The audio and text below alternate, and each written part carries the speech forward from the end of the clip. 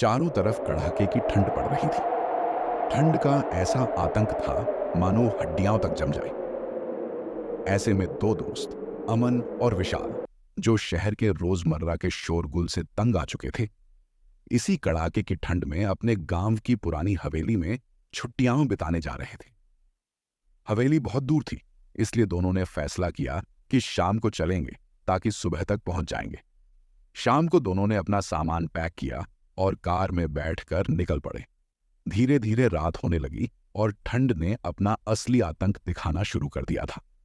बाहर का तापमान तेजी से नीचे गिरने लगा और चारों तरफ घने कोहरे ने अपना साया घेरना चालू कर दिया था। उनकी कार सड़क पर अकेले ही चली जा रही थी। चारों तरफ सन्नाटा पसरा था। उन्हें चलते चलते रात के करीब 10 बज गए थे, तभी अचानक से उनकी गाड़ी तेज आवाज के साथ बंद हो गई। विशाल ने कई बार कार स्टार्ट करने की कोशिश की, लेकिन कार टस से मस नहीं हुई। दोनों ने कार से बाहर निकलकर देखा तो इंजन से धुआं निकल रहा था। लगता है कार खराब हो गई है। यार, यहाँ तो इस सुनसान सड़क पर कोई मैकेनिक भी नहीं मिलेगा और ठंड भी इतनी तेज पड़ रही है। ऐसे में तो हमारी कुल्फी जम जाएगी। तभी उनकी नजर पेड़ों के बीच एक पुराने घर पर पड़ी, जिसमें से हल्की सी रोशनी निकल रही थी। अमन, देखो, लगता है वहां कोई घर है। शायद हमारे आज की रात बिताने की जगह मिल गई। चलो चलते हैं। दोनों उस पुराने घर के पास पहुंचे। विशाल ने दरवाजा खटखटाया, पर अंदर से किसी ने दरवाजा नहीं खोला। फिर विशाल ने जोर से धक्का दिया तो दरवाजा तेज, चरमराहट भरी आवाज के साथ खुला, मानो जैसे कई सालों से बंद था।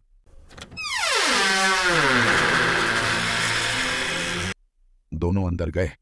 अंदर एक छोटा सा अलाव जल रहा था और सामने टेबल पर गरम खाना परोसा हुआ था।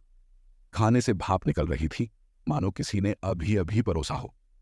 विशाल और अमन ने आवाज लगाई, कोई है अंदर? कोई है? लेकिन किसी ने जवाब नहीं दिया। लगता है घर पर कोई है नहीं। शायद बाहर गए होंगे, अभी आ जाएंगे। तब तक हम इंतजार कर लेते हैं। दोनों सफर से थके थे और जोरों की भूख भी लगी थी। दोनों ने बिना सोचे समझे खाना शुरू कर दिया। उन्हें ऐसा लग रहा था मानो कोई उन्हें पीछे से घूर रहा हो। दोनों ने चौंक कर पीछे मुड़कर देखा, लेकिन वहां कोई नहीं था। वहीं पास में एक बहुत ही पुरानी डायरी पड़ी हुई थी, जिस पर काफी धूल जमी हुई थी। डायरी के पहले पन्ने पर लाल स्याही में लिखा था, यहां से चले जाओ, वरना वो तुम्हें जमा देगी और तुम्हारे अंदर की गर्मी को सोख लेगी। अगर तुम उसके जाल में फंस गए हो तो उससे बचने का एक ही उपाय है। कमरे में एक कंबल रखा होगा, तुम्हें उसे अपने हाथ में लेकर बोलना होगा, ये लो कंबल, ये मैं तुम्हारे लिए लाया हूं, तुम्हें ठंड लग रही थी ना। दोनों ने सोचा शायद किसी ने मजाक में लिख दिया होगा और वे सो गए। रात के करीब 1 बजे उन्हें बगल के एक कमरे से पायल के बजने की आवाज सुनाई दी। उन्होंने सोचा शायद यह उनका भ्रम होगा। तभी उस कमरे से किसी के बोलने की आवाज आई, दर्द से कराहते हुए।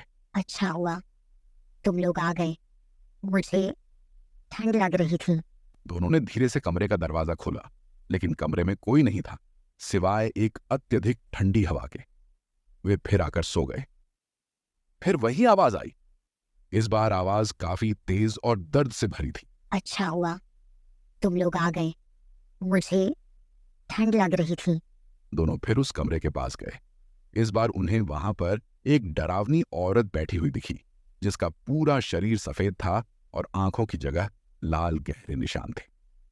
उसने भीषण आवाज में कहा, अच्छा हुआ तुम दोनों यहाँ आ गए, मुझे ठंड लग रही थी। अब मैं तुम्हारे शरीर की गर्मी अपने अंदर सोख लूंगी और तुम्हें बर्फ जैसा बना दूंगी। कमरे का तापमान तेजी से नीचे गिरने लगा। अलाव की आग का भी कोई फर्क नहीं पड़ रहा था। उन्हें ऐसा लग रहा था मानो उनके शरीर की जानलेवा गर्मी को कोई अपने अंदर सोख रहा हो। धीरे धीरे उनका शरीर ठंडा होने लगा। तभी अमन को डायरी पर लिखी हुई बात याद आती है। उसने कमरे में चारों तरफ देखा। एक कोने में उसे एक पुराना कंबल दिखा। जान बचाने की उम्मीद में वह भागकर उस कंबल को उठाकर लाया और कांपते हुए पर दृढ़ता से कहा। ये लो कंबल, ये मैं तुम्हारे लिए लाया हूं। तुम्हें ठंड लग रही थी ना? उसके इतना बोलते ही कमरे का तापमान फिर से पहले जैसा होने लगा और वो चुड़ैल धीरे धीरे धुएं की तरह गायब होने लगी। वो दोनों तुरंत वहां से भागे और वापस अपनी कार के पास आए और कार स्टार्ट करने लगे। इस बार चमत्कारिक रूप से कार स्टार्ट हो गई।